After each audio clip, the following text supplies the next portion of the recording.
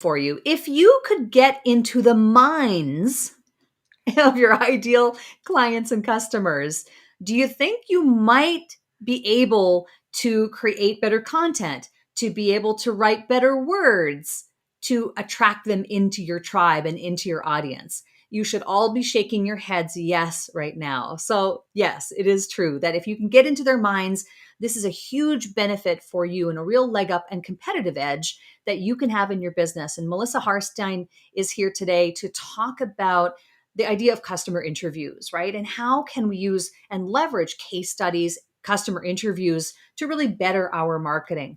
So, Melissa, I know you've been at this for like a long time. You've worked with Pulitzer Prize winning journalists. You have a like 15 years experience in this area. Why do you think that it's so important for entrepreneurs and business owners to really leverage customer interviews to their benefit? I think the main reason is just that when we're creating content or marketing strategies from our own perspective, we're just guessing. We don't actually know what's going to convert. We don't know what our customers really want, what they care about. And when we can get inside of their heads by going straight to the source, asking them those questions, why did you start searching for a product or service like mine? What made you hesitate or kind of slow down before you made that purchase? That type of data and insight are so valuable and can increase the number of inquiries, the number of projects booked. Because again, we're not just guessing, we're not just operating off of assumptions, but we know with confidence who we're speaking to, what they need to hear, what their hangups are, what their fears are, their emotions. And it just makes everything that we do as business owners more effective. Do you think that part of the reason why not as many people do this is because they're afraid of what they might hear? I definitely think so. Sometimes it's like, feels like they're going to give you a report card or a grade, right? But I think there's also benefit too in having an outsider, whether it's another member of your team, if you're a business owner, or hiring another strategist, another interviewer to do those interviews for you, because it puts a little bit of distance there and it doesn't feel quite so personal. But yet it also sometimes leads to better and deeper insights than you might get yourself, because you're just maybe have a little bit of a blind spot, if you're looking at it from your own business, because you already have this background knowledge available to you. So we're talking about interviews. Paint a picture for us about what kind of interview this is. What are these customer interviews? Are they done on video? Is it on the phone? How long are they? How deep does it go? If you can paint a picture about like what are we really talking about here in these interviews? Yeah, I typically recommend about a 30-minute interview on Zoom. And that gives you enough time to kind of dig in and cover the entire customer journey. So I typically recommend asking kind of three sets of interview questions. The first set is about, what was going on in your life or your business before you started searching for a product or solution like mine. The middle set of questions is about the experience with that course or that program or that service. What surprised you? What were you expecting? What was like the biggest, most valuable takeaway that made this entire investment worth it? And then the last set of questions is like, what is your life like now after we've worked together? What are some of the like measurable, tangible outcomes you've had? What are some like quality of life type things? Are you less stressed? Are you able to pick up your kids after school now because you have more time in your calendar? Like, what has changed? What is that transformation like? And go Yeah, ahead. and I was just going to say like when with a 30-minute interview, you are gaining so much intelligence. And Yeah. then you leverage that intelligence to your benefit. And I cut you off there. Was there more that you wanted to say about phase 3? No, I was just going to say, once you have that data, like you said, there's so much intelligence that you can pull from it. And so I always recommend taking that Zoom recording and turning it into a written transcript so that you can go through it and like, in a Google Doc or whatever, just highlight, here's a pain point, here's a benefit, here's a really compelling, unique, memorable quote, and start to really take that interview and then pull out the little pieces that you can apply on your website headline, for example, your website FAQ page, as you're building out your content strategy for the next quarter.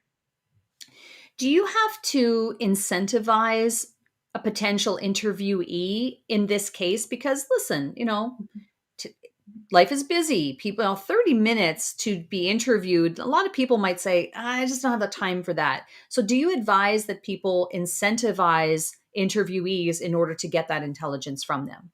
Yeah, I think it just depends on your audience. Some people are just happy to do it without an incentive.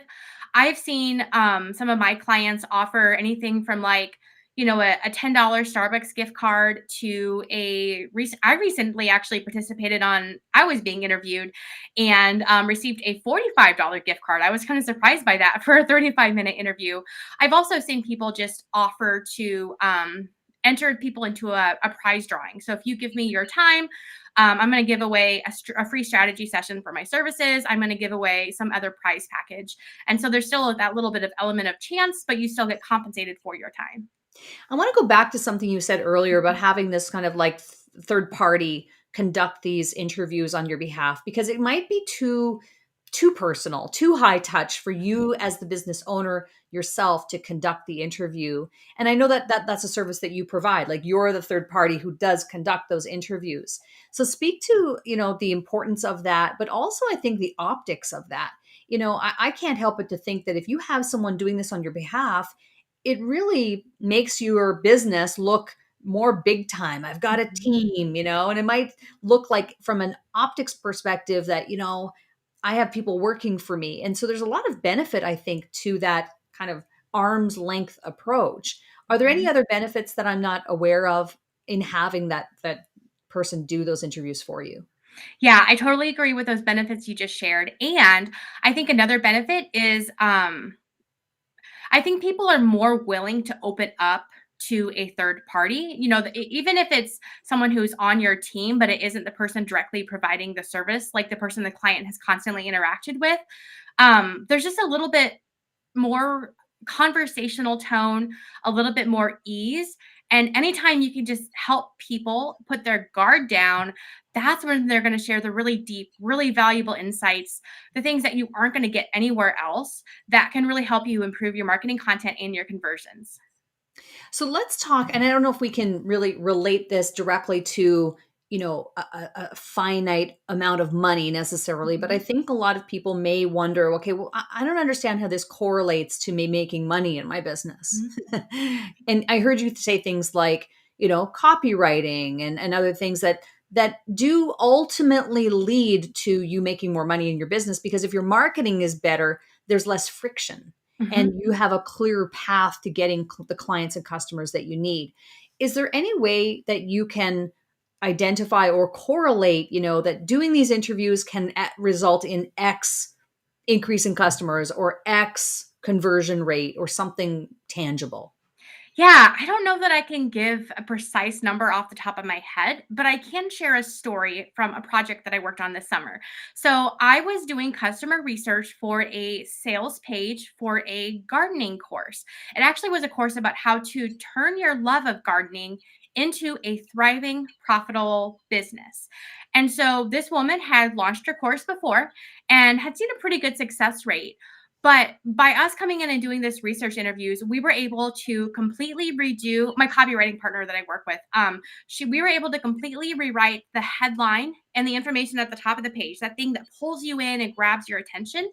We were able to write that to really like speak to the conversation that was already going on in the reader's head, like the things that they were questioning, they were wondering about, they were wanting, like, is it really even possible? Like, is garden coaching a thing? Is it even a profitable thing? Right? Like that phrase came up over and over and over as I was doing this research. Like, I didn't even know this is a thing when I first heard about this course. So we were able to put that in the sales page headline to grab people and pull them in, and then sprinkle that research throughout the entire page. But my favorite part was actually the FAQ section. Now, that may seem like an unusual place to say that's my favorite part of the page, but what we were able to do is we found out that one of the main reasons that people were hesitant to join this course is because they lived in the mountains. They lived in the northern United States where it was cold. And they're like, if I'm going to leave my teaching career to start a coaching, like a garden coaching business, am I going to be able to make money 12 months a year, or only when, like, things are green and growing outside? And because of this research, because we identified that as a key hesitation, we were able to address that in the FAQ page very thoroughly. And that alone, I know, helped increase the number of people that enrolled in this course. Well, that's a blind spot because you would not, or in this case, she would not have even probably thought that that would be an issue. And so she doesn't have the intelligence to be able to identify that that's a roadblock to getting people to enroll in the Mhm. thing that she's selling. Exactly. That's Yeah. amazing. That's such a great example. And I can't help it. And I'm like you, I think FAQs is one of the best paid, parts of a sales page, because that's really where you get into the kind of the nitty gritty and get into people's minds and see like examples of things that other people are asking. Chances are, if someone else is asking it, if you're asking it, chances are someone else is asking it too. Mhm. um, yeah, I love that. And so I'm guessing that as a result of discovering this, she would have increased the enrollments. Exactly, and I know she did. I wish I had looked up those numbers before, to give you the specific numbers, but I'm pretty sure she actually doubled enrollment. Nice. I love that. I want to ask you about, I know you focus really on like customer relations, these interviews and case studies. Are case studies in your world different than these customer interviews that we're focusing on today? They are a little bit. So the customer research interviews are really geared towards, um, getting intel around your product, your service, getting that feedback and using it to improve your messaging or your content. Case studies are this exact same interview skill, the same types of questions you might even ask, but there's a little bit different application. So with case studies, I typically write like a long form, maybe 1,000 to 1,200 word story about the entire customer journey. Again, those same types of questions like before, during, after. What was it like before we started working together? What led you to start searching for a solution like mine? What was the experience like in the middle? And what's going on now? What are the tangible results and outcomes?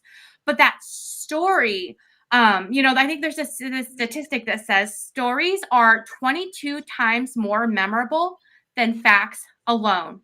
And so I think that's what another really great benefit of um, attracting more of your ideal clients and converting prospects into customers is when you can share this story about someone who's very relatable, very similar to the reader, and make it compelling, address the head and the heart, emotion and logic. That can just be a game changer in terms of boosting sales for your course or your program or your service. And so you do these interviews, and then you transcribe that. And then is your role there then done as far as the service that you provide, where you then give the transcription to, either the business owner or the marketing team or the person who's putting this together, the sales page, and say, okay, here's our research. Now it goes on to the next step of how they apply that? Or do you and your team actually do the copywriting and create the content, written content, let's say, and then give that to them in a finished format? So it's actually a little bit in between those two things. So I take the transcripts and I analyze the data. Okay. And I try to look for those trends, those patterns, those messages, those sticky messages I was talking about earlier. And then I have a handful of copywriters that I partner with in kind of a collaborative relationship where it's like I know this person's really great at sales copy for coaches, for example. This person's really great at website copy for tech companies. And so we'll get on a call and talk through my findings together, what I learned through the research and the report. And at that point, I hand it off to them to actually implement it and write the copy and come up with the content strategy. I love it. And how did you get into this specific niche, like getting into this specific area of marketing? So it's so unique and so niche down. Yeah, it was about a 5-year journey after I started my writing business, but I actually spent about a decade in journalism and nonprofit communications before that. But I knew that I wanted to be a specialist. I love diving deep and really getting to know people. But it was really just learning that my research skills, my interview skills that I learned during my time as a journalist could really help people in the marketplace. And so when I realized, I didn't even know at first that this is something I could do. But once I discovered it, I was just so excited to offer this valuable service to others. And as you just had up on the screen, Sheryl, I do have a resource on my website that is a list of 15 questions that you can ask during customer research interviews, along with just some interview tips that I learned as a journalist, ways to kind of put people at ease, how you should prepare your questions, The thing that I always recommend that you ask at the end of every single interview to get some really great insights, all of those are available on my website at melissaharstine.com/customer research. I love it. You and I have a lot in common in the sense that we both have journalism backgrounds. I happen to take my experience and go into the video marketing field, and you went more into the customer research, marketing, content, copywriting side. So, you are a woman after my own heart because I think many of us saw that there was so much value in all of these different skills that we gained in journalism that can be transferable to marketing. So glad to be with you in this, arm in arm Yes. on behalf of all the, really the business owners and entrepreneurs who need help to grow their businesses. One of the things that we do, Melissa, on the show is we have a fun segment that we call Stop Marketing Like It's 1999. So I'd love for you to share a tip, a tool, a tactic, or a technique that's working for you right now to help you market yourself. And that is, again, stop marketing like it's 1999. The concept is to stop marketing like the old days and to market for the year that we live in now. So, what is something you'd love to share? Yeah, something that's worked really well for me is attending online networking events. Now, this is not the old school, chamber of commerce, show up in person, hand out your business card, like probably never talk to someone again. But I'm going to events where I know that my peers are going to be people that provide like minded, complementary services. And I go into it with an intention of like, I want to meet one person at this event who I can set up a coffee chat or a connection call with afterwards and get to know them better and just learn how can we support one another. And that's been incredibly effective for me to meet some different types of business owners that I maybe couldn't connect with just putting something out on social media, not knowing who's watching it. It's very, very intentional and has allowed me to scale my business very quickly. Yeah, I love that tip. And the key thing that you said there is intentionality, right? Is like going into it as opposed to just kind of showing up and just kind of chit chatting, that you're going into it with intention, which I think is a really, really big tip. Mhm. Melissa, this has been very enlightening. Thank you so much for coming on. I just want to give one more plug to your free giveaway. So tell us again where we can get that. Yeah, you can get that at melissaharstine.com/customer research.